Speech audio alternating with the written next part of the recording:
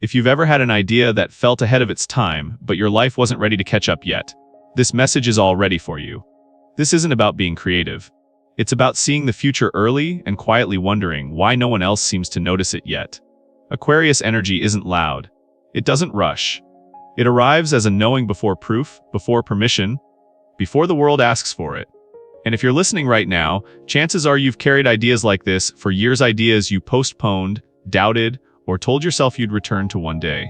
But here's the truth: most people never say out loud ideas don't come early by accident.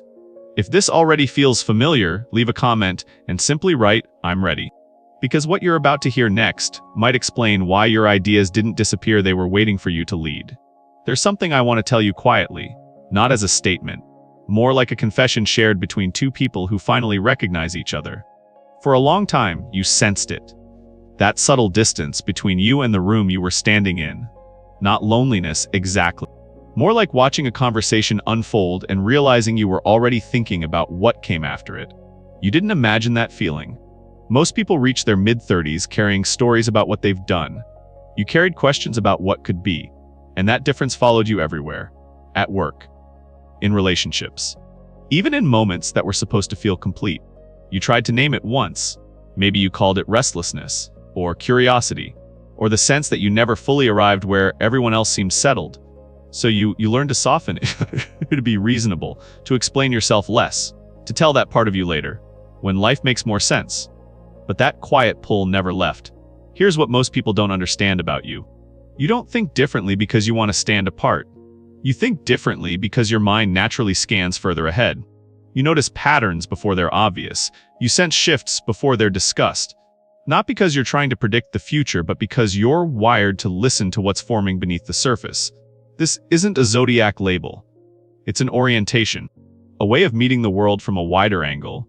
You've probably been told you're overthinking, that you should be more practical, that life isn't meant to be questioned this deeply. And maybe for a while you believed them. You folded that part of yourself inward, not to disappear, just to survive. But survival was never the point. There's a reason your ideas tend to arrive early. A reason they don't always land easily in conversations built for certainty and speed. You're not here to repeat what already works. You're here to notice what's missing before the absence becomes a problem. That can feel isolating, especially when you're surrounded by people who seem comfortable living inside the present moment alone. But let me say this clearly. You were never meant to blend in seamlessly. You were meant to see ahead and then choose when and how to speak. Think about it for a moment. How many times have you recognized something important only to watch it become obvious to everyone else years later? How many times did you quietly think, "I knew this was coming," but never felt the need to prove it? That's not an accident. And it's not a flaw. Being early often feels like being wrong. Until time catches up. You're not disconnected from life. You're just oriented toward what's next. And that perspective, especially after years of experience and restraint, is not something to shrink away from anymore. So let me ask you something gently. If you stopped questioning whether you belong and started trusting why you see, what would change in the way you carry your ideas? Stay with me, because what comes next isn't about pushing harder or becoming louder. It's about understanding what happens when someone like you finally stops waiting to be understood and starts standing where they already are. There's a moment that comes quietly after you stop questioning whether you belong. It's not loud. It doesn't arrive with fireworks or certainty. It feels more like a soft realization settling into your chest. Your ideas were never random. They didn't fall into your mind out of nowhere. They were shaped slowly, by years of watching how systems work and where they quietly fail, by conversations you remembered long after others forgot them, by books you didn't just read, but carried with you, by moments when you sensed something shifting before it had a name. You've lived long enough now to know this. Nothing meaningful appears fully formed. It accumulates. Every experience left a trace. Every curiosity added a layer. Every time you noticed what felt slightly off in the world, your mind stored it away, not as a complaint, but as unfinished business. That's where ideas really come from. Not from inspiration alone, not from imagination floating free, but from a mind that has spent years quietly paying attention. You might not have realized you were doing it. Aquarius minds rarely announce their process. They observe. They connect. They wait. While others are busy reacting to what's visible, you're already sensing what's forming underneath. You don't just see problems. You notice the absence before it becomes a crisis. You feel the tension in a system long before it breaks. That's why your ideas sometimes feel premature. Not because they're wrong, but because they arrive before the question is socially acceptable to ask.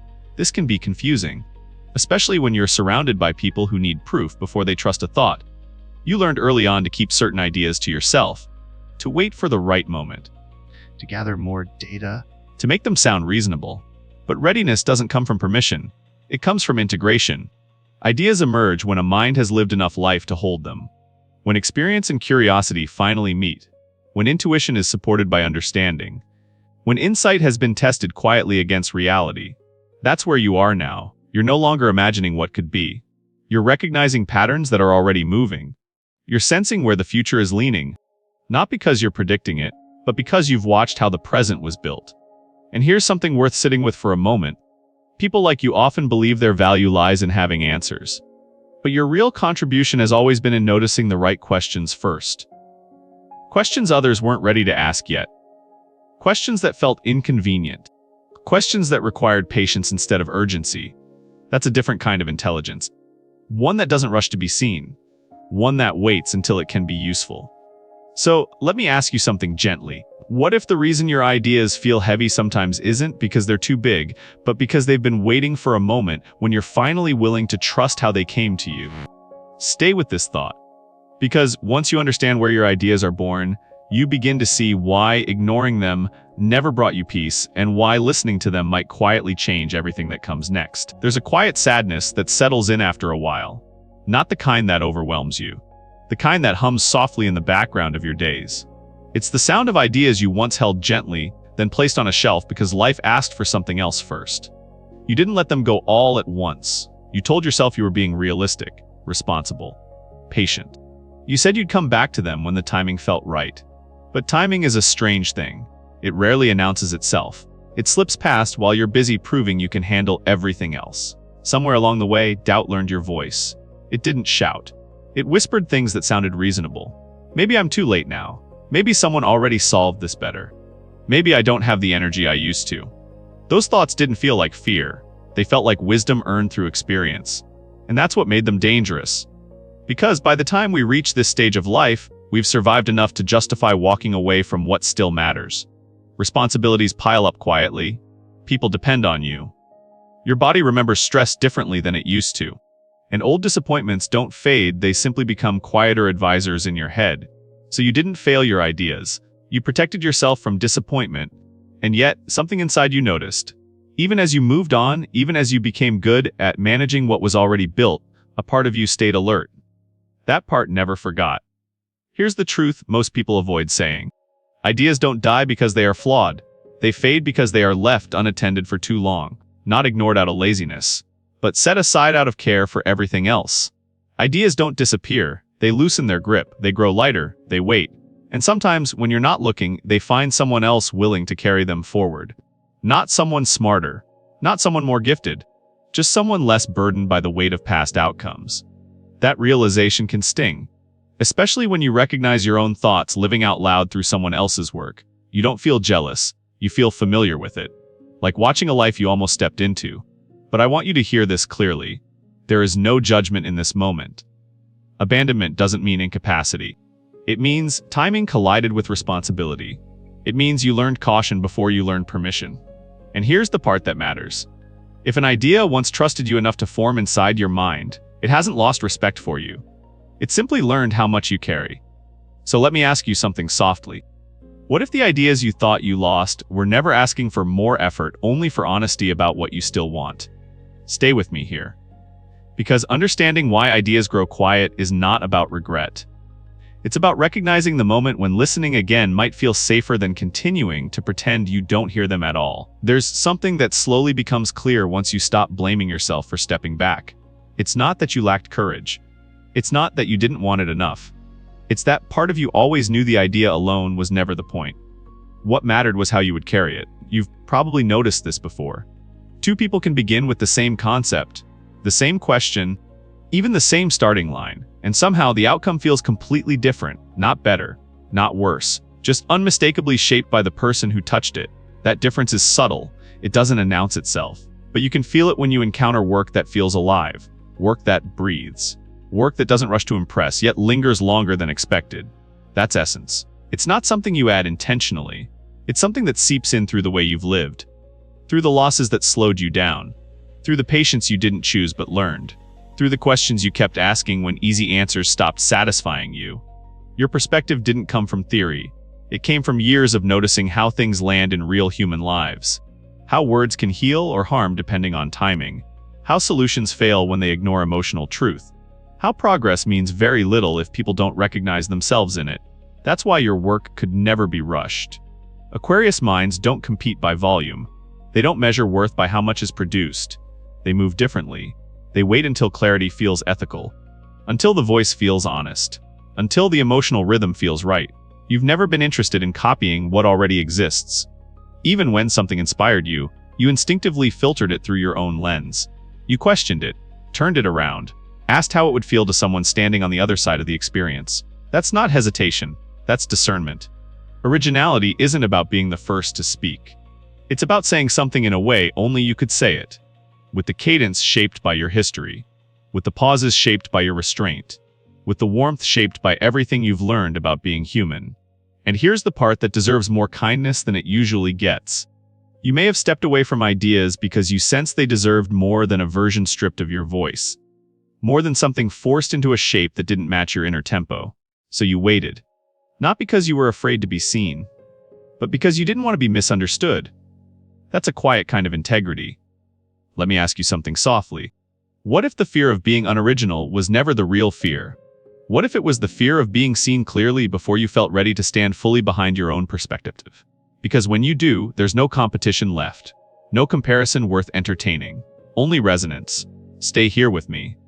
Because once you recognize your essence as the missing piece, you stop chasing ideas that don't need you and start shaping the ones that do. There's a different kind of weight you begin to notice once you understand your own value. It doesn't feel dramatic. It feels quiet. Persistent. It's the cost of holding back. Not because you didn't know what to do, but because you could see too many directions at once. Too many outcomes. Too many ways things could unfold if you chose wrong. Self-doubt rarely sounds like fear at this stage of life. It sounds like intelligence trying to protect itself. It sounds like careful thinking, like maturity. You learn to pause before acting. You learn to anticipate consequences. You learn that not every idea deserves immediate expression. And those skills served you well, until they didn't. Because there's a subtle shift that happens when reflection turns into hesitation. When discernment quietly becomes delay. When the mind keeps expanding forward but the body never receives the signal to move.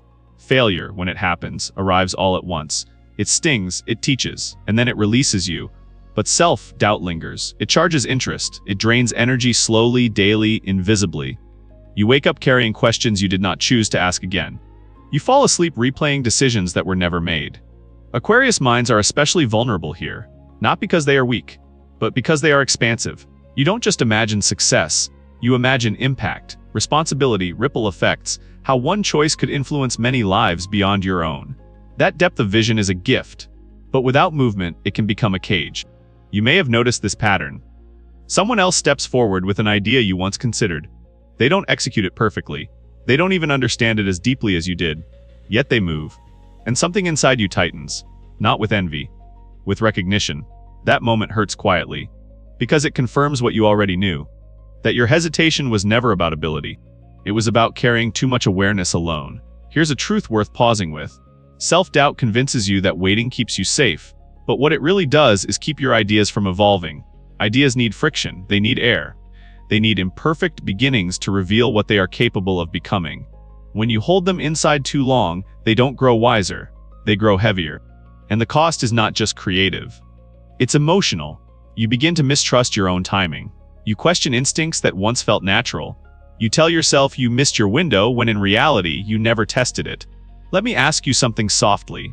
What if the next step doesn't require certainty, but simply the willingness to let an idea breathe outside your mind? You don't need to leap. You don't need to announce anything. You only need to loosen your grip on perfection long enough for movement to return. Stay here with me. Because once you see the true cost of self-doubt, you don't rush forward recklessly. You move with clarity. And that changes how everything unfolds from here. There's a softer turn that happens when clarity finally replaces tension. Not relief exactly. More like space to feel what you've been carrying without needing to explain it. By this point in life, you've lost things.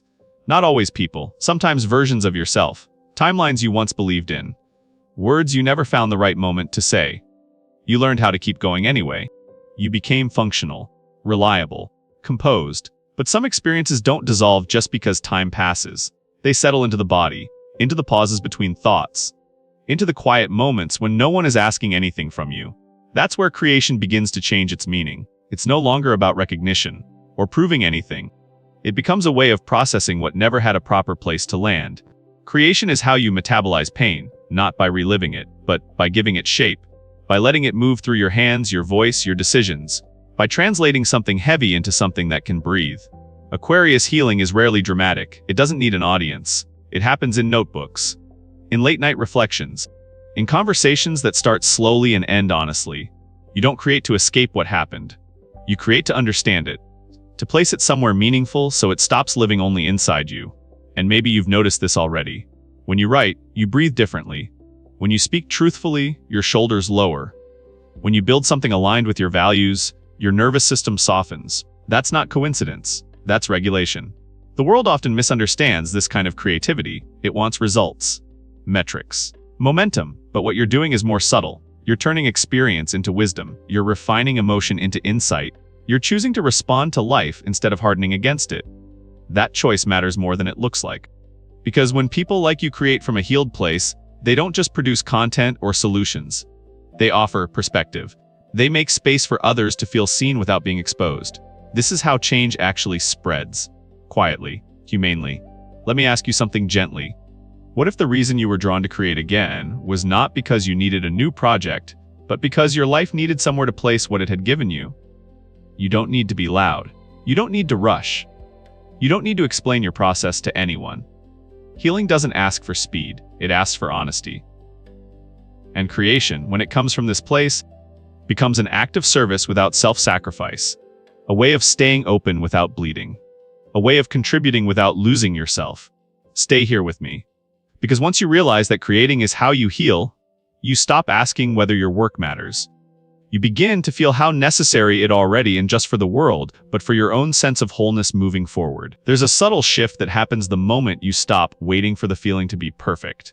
It doesn't feel heroic. It doesn't feel certain. It feels quiet, almost ordinary. You do one small thing. You write a paragraph instead of outlining a whole book. You share a thought instead of polishing it for weeks. You begin before you feel ready. And something unexpected happens. Your mind settles. Not because the answers arrive all at once, but because movement gives your thinking a place to land. Ideas stop circling endlessly. They start arranging themselves. This is the part no one talks about enough. Clarity doesn't come before action. It comes from action. When you finally move even gently, your nervous system receives new information.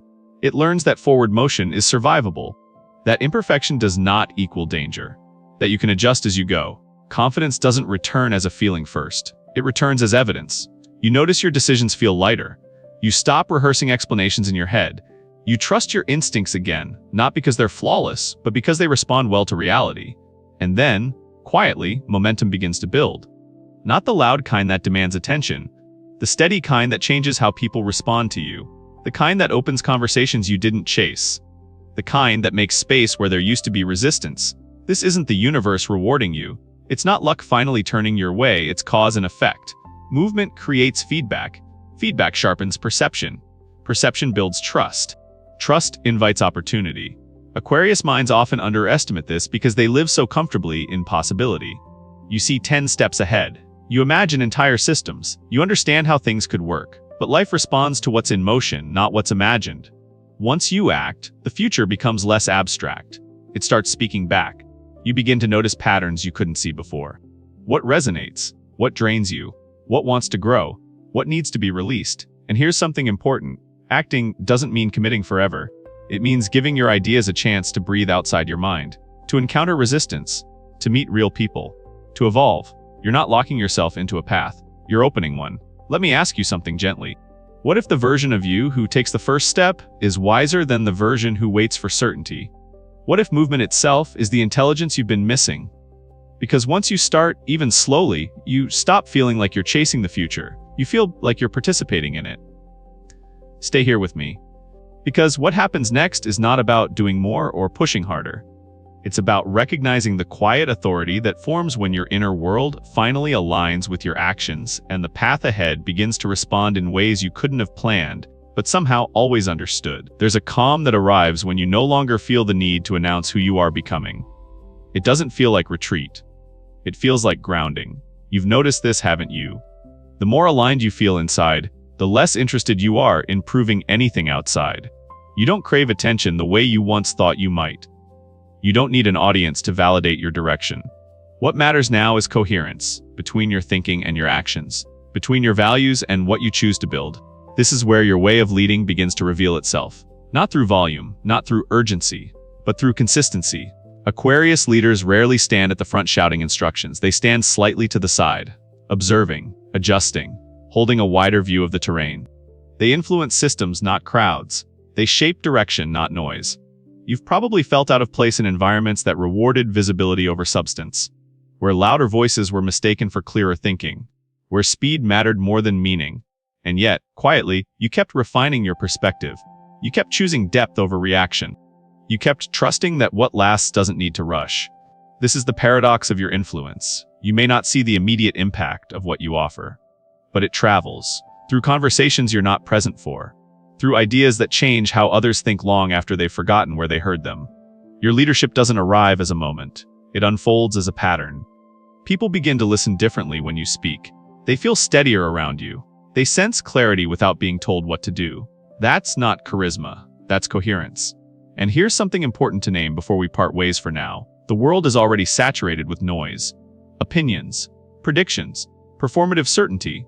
What's rare is someone who thinks clearly and moves with intention. Someone who doesn't chase attention, but doesn't hide either. Someone who acts not to dominate the future, but to participate in shaping it responsibly. That's the kind of leadership that endures. Let me ask you something gently, as a final reflection. What if the reason you've always felt slightly ahead was not so you could run faster than everyone else, but so you could walk steadily while others were still rushing in circles? You're not here to overwhelm the world. You're here to steady it, to offer ideas that last, to build things that hold weight, to lead in a way that leaves room for others to breathe. And maybe that's the quiet truth you've been circling all along. The future doesn't need more noise. It needs people who think clearly and are willing to act without needing applause. Sit with that for a moment. Let the silence feel full, not empty. Because from this place, whatever you choose next will carry a clarity that doesn't need to announce itself to be felt. There's a moment right now where nothing more needs to be explained. If you're still here, it's not because you were convinced. It's because something in you already knew. This wasn't meant to push you forward. It was meant to bring you back to yourself, to the part of you that thinks quietly, feels deeply, and understands more than it ever rushes to say. Aquarius energy doesn't end with certainty. It ends with alignment. That calm recognition that you don't need to become someone else to move forward. You only need to trust what has been quietly forming inside you all along. If this message found you at the right moment, let it settle. Let it work on you gently. You don't have to act tonight. You don't have to decide everything now. Just notice how it feels to stop doubting your own timing. And if you feel called, leave a comment below, not for me, but for the version of you who needed this reminder. You can simply write, "I trust myself now." If you want to stay connected to this space, to this frequency, to conversations that move slower but go deeper, consider subscribing. This isn't a channel about predictions. It's a place for people who think clearly and are learning to act without losing themselves. You're not alone here. Quiet leaders tend to find each other without trying, and this isn't the end of the journey. It's a breath, a moment of integration. The next message is already forming. Tone, different light, but carrying the same truth forward. Until then, be gentle with your ideas. Be honest with your pace. And remember, the future doesn't need more noise. It needs you thinking clearly and taking the next step when it feels true. I'll meet you there.